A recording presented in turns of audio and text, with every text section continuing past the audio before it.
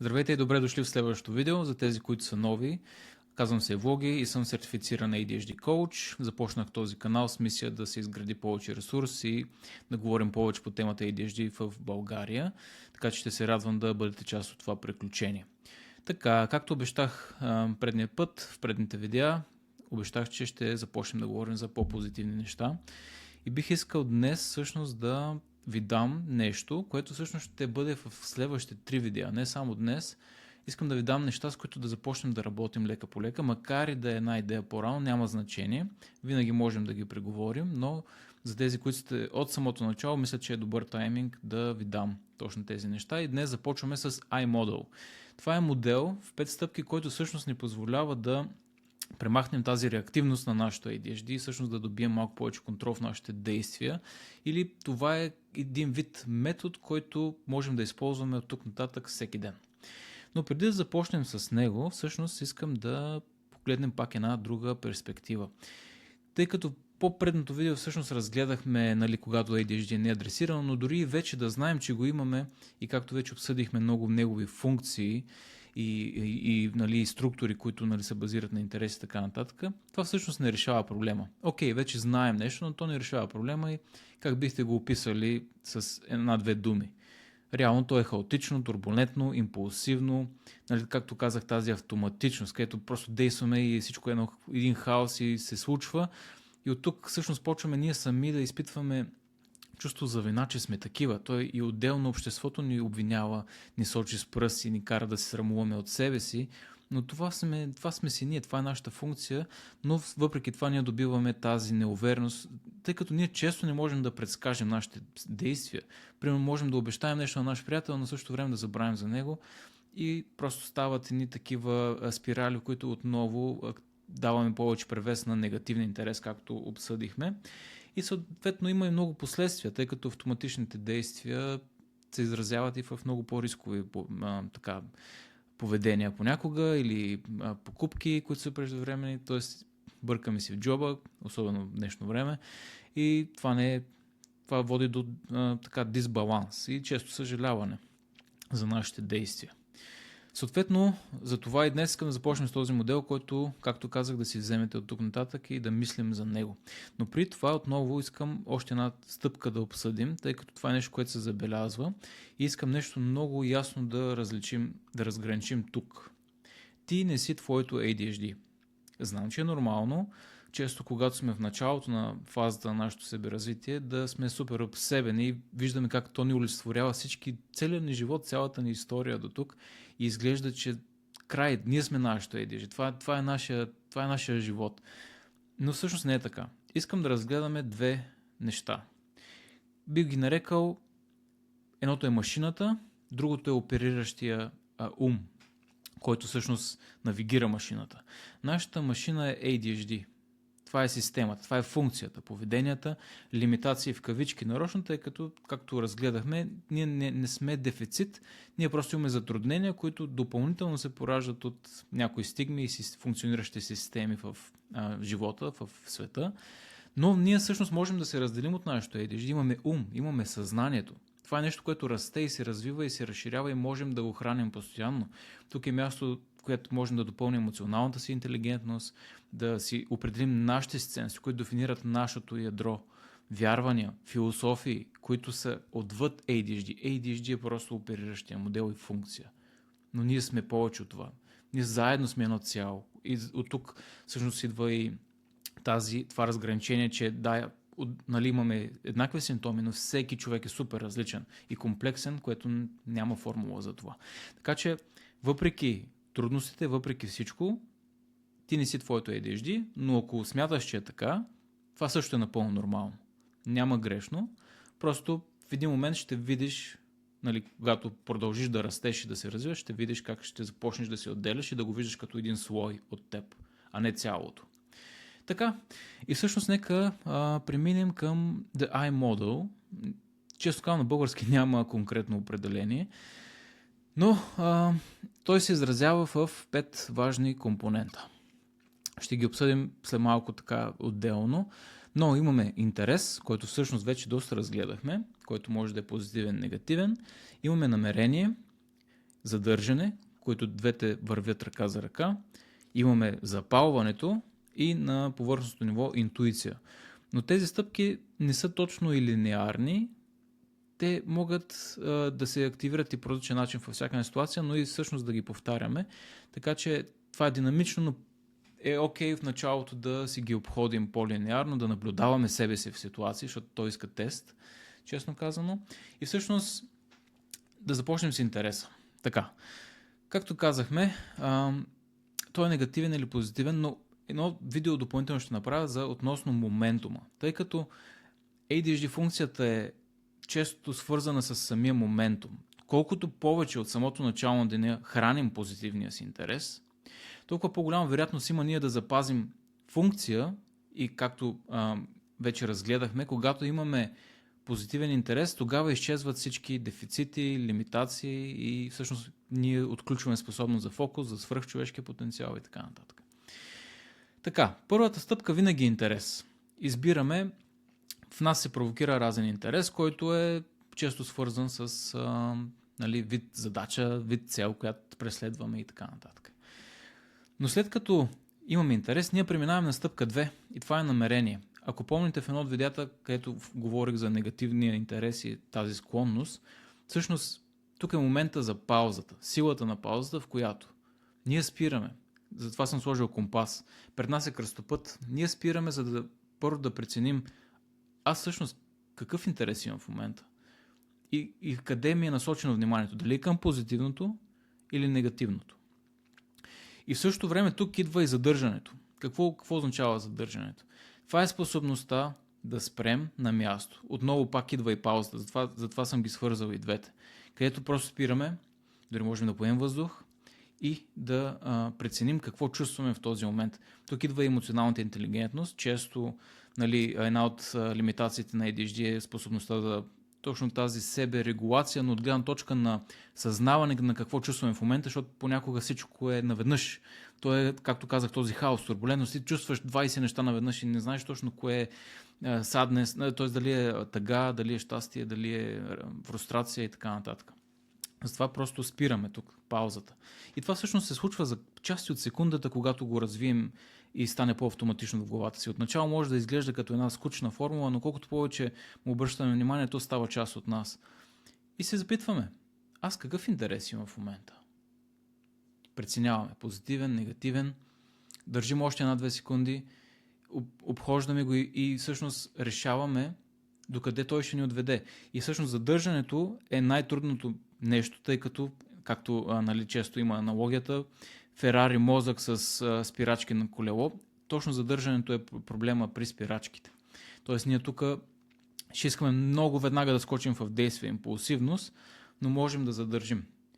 И всъщност когато синхронизираме, т.е. следващата стъпка, четвърта е преди запалването, е синхронизация на интерес, на намерение, т.е. имаме правилно намерение, което е синхронизирано и с ценности, и с това къде искаме да стигнем. И когато ги синхронизираме, тук идва запалването. Пламъка, който всъщност е все едно да запалиш двигателя на колата. Тъй като преди да запалим колата, ние имаме т.е. преценяваме докъде искаме да стигнем, как ще стигнем и така нататък.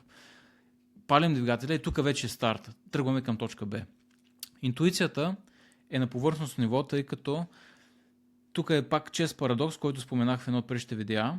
Ние често знаем какво искаме да направим, какво трябва да направим, какво се налага да направим, но не знаем как. Както казах, тук са системите, тук идва коучинга, тук идват предизвикателствата. Не знаем как. Да, знам, че трябва да си измия зъбите, но начинът по който, как трябва да ги измия е скучен. Имам нужда от интерес, тъй като миенето на зъби е много скучно. Тук често това е при децата, но и при възрастни си е валидно. И всъщност тази интуиция, много чест пример е примерно един човек, който иска да отиде да играе на казино. Да, интересът е много силен. Тук даже няма и задържане, няма намерение. Намерението му е просто да се облегчи. Той веднага се запалва и го прави. Макар че интуицията в същото време ще казва, че нещо не е както трябва, ще изпитва вина в себе си, но то вече е запалено. Тоест, той няма спирка. Затова тук идват точно тия рискови поведения, импулсивност. Тоест, запалването вече е станало И тук няма място за намерение и задържане. То вече е станало разпалването. Затова идеята е преди запалването да синхронизираме чрез пауза и да правилно да насочим, да синхронизираме нашата посока и да следваме интуицията си. Тъй като тя е много силна и никога не лъже. Така че по-натам може би трябва по-конкретни примери да ви дам, но в коучинга често казано е като първа стъпка е преди да скачаме изобщо в някакви планови и действия, 1-2 седмици просто да наблюдаваме дали можем изобщо да забележим паузата в себе си. Нищо повече не се очаква.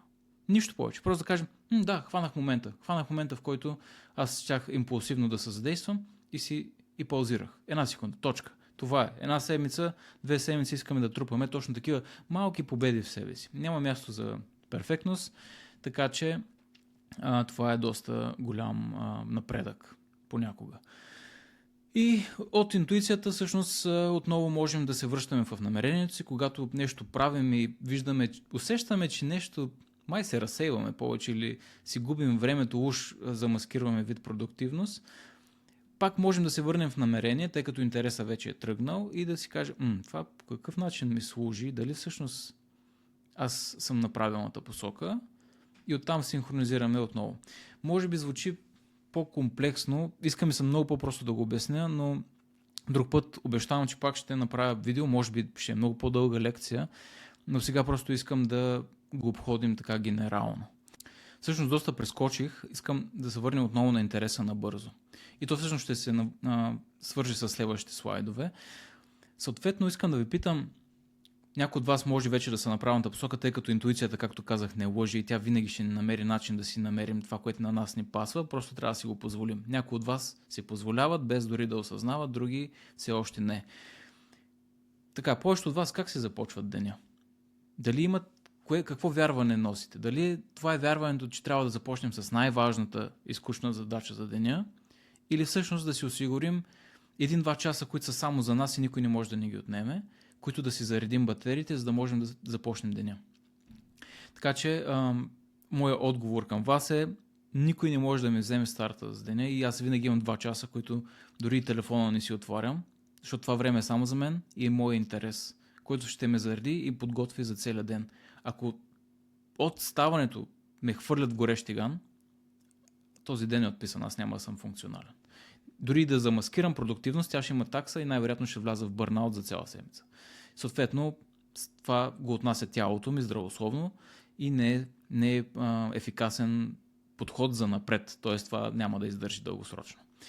Така че, затова тук е много важно всеки да си намери част от деня, може да не е сутрин при някой, може да е вечер, но времето, което е само за теб и единствено за теб и никой не може да ти го отнеме, може и да са 5 минути, може да са половин час и цял час, но си зареди интереса, дай си го, за да натрупаш този моментум, както казах. Тръгнем ли си интерес, то се реципрочно нараства. Както, ако помните едно от видеята, торнадото, то това торнадо може и да е позитивно. Затова все повече и повече трябва да подхранваме този позитивен интерес. Колкото повече го подхранваме, толкова повече този модел ще е ефикасен и автоматизиран в нас. Тъй като няма нужда т.е. спирачките, да, ще ги държим готовност, но ние вече знаем, че имаме достъп до правилната настройка и оттам запалването просто е още по-силно. И допълнително нещо за запалването, което е много важно, то може да се активира от минали позитивни спомени, истории на лични победи. Тоест не е нужно в момента да търсим, да робим начин да го запалим. Много често ние можем да носим спомени вътре в нас, които да знаем, че те носят доказателство за нашата ADHD способност. И тук това ще развием тази тематика в следващите видеа и съответно искам да ви дам домашна работа. Знам, че може би е скучно, някой от вас дори да не го направят, това е окей, всичко е точно, но това е пряка подготовка за следващото видео, затова, както казах, ще ги навържим. Така, домашното е, дайте си време, цяла седмица, 2 седмици, колкото искате. Съберете списък от 20, 30 и повече спомена, така, ама седнете и помислете, в които сте се почувствали позитивни емоции и лични победи. Може да бъде всичко. Дори гледане на залеза от миналите дни, могат да бъдат спомени от минали години, няма никакво значение. Всеки изпитва по различен начин позитивна емоция и чувство за така вътрешно удовлетворение, наистина, нещо, което наистина ви зарежда и ви дава така нотка на живот, нали, както се казва. Съберете ги тия всичките и ги имайте пред себе си. Скоро ще видите как ще се навържат нещата. И тук идва едно бонус предизвикателство, който желая, може да изгради индивидуална практика или ритуал за записване на всяка една нова позитивна емоция или преживяване, победа от тук нататък. Има много начини. Аз съм тествал, например, този буркан на щастието в кавички. Примерно едно бурканче си слагате на секцията или в дневната и всеки път, когато изпитате позитивна емоция, записвате на едно листче, смачквате го или го сгъвате и го хвърляте в бурканчето. И така в някои дни просто бъркате в бурканчето и изваждате нещото, което ви е донесло щастие, позитивност и чувството е невероятно. Защото често ние забравяме. Наистина не помним. Много, много, много позитивни неща не помним, тъй като се фокусираме повече към негативното. Затова, нали, в коучинга, примерно ще дойде човек на 40-50 годишна възраст и той ще каже, че живота му е пропилян. Той ще е забрал всички позитивни неща и ще помни само негативното. И от тук виждате как много лесно се сменя историята, на която си разказваме и на живота. Така че последният подход, който аз съм тествал, освен буркана, е примерно визуален борд. Тъй като аз съм виждал и имам нужда да виждам снимки и само момент, в който видя снимките, аз съм готов и си припомням и съм запален. Защото това е доказателство за моето ядро, освен ADHD. И това беше за днес. Ако имате въпроси относно модела, ще се радвам да дам допълнителни пояснения в коментарите или ако искате на лично съобщение, няма проблеми. Просто днес се стремях да е по-отгоре, тъй като все пак гледам да не правя толкова дълго видео, тъй като знаем, че нямаме много внимание. И така. За дамите, които гледат канала, заповядайте в частна група, фокусирана върху подкрепата на женската ADHD общност в България. Може да заявите своето участие чрез линка в описанието. Ще се радвам. И ви благодаря. Който иска, може да се направи безплатен тест за силните страни. Всъщност следващото видео ще е за силните страни, така че момента на истината идва. Може и за възрастни, но предлагат и опция за деца. Тези от вас, които имат по-малки деца, тинейджери, всъщност може би ще е готино да започнем да ги навързваме нещата. И ако съдържанието ви харесва, абонирайте се за канала. Ще се видим следващия път. Благодаря ви.